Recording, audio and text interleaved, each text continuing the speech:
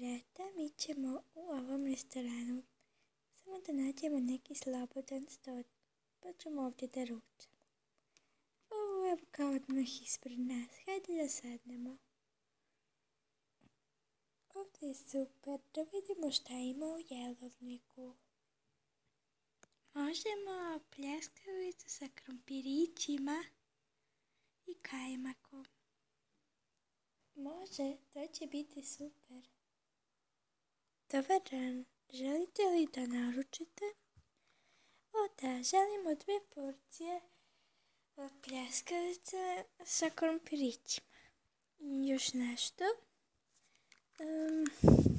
Pa meni može posle toga jedno parče kolača sa jagodom, a meni sladoled.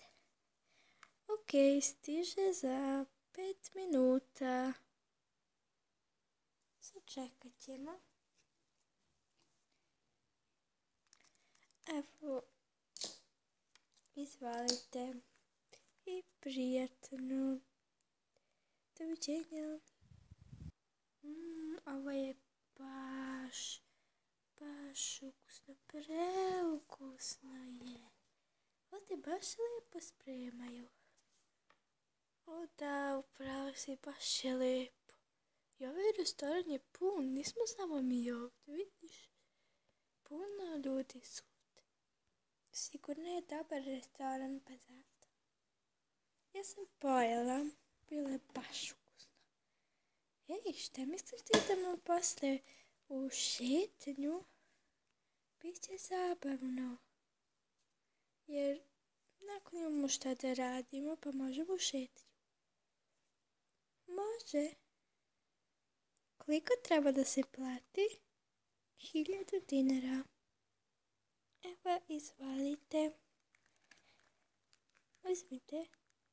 Hvala, evo kusur. Hvala, doviđenja. Ajde, Bereta. Idem. Gdje ćemo u šetnju? Pa ne znam, vidjet ćemo. Pa, danas je super dan. I ovo cveće je prelepo. Jel da? Da, sve je sjajno. Pogledajte ovo žuto cveće. Prelepo. Pa onda ima ovo belo. Pa ovo ljubičasto. Sve je divno. Kako lepo miriše.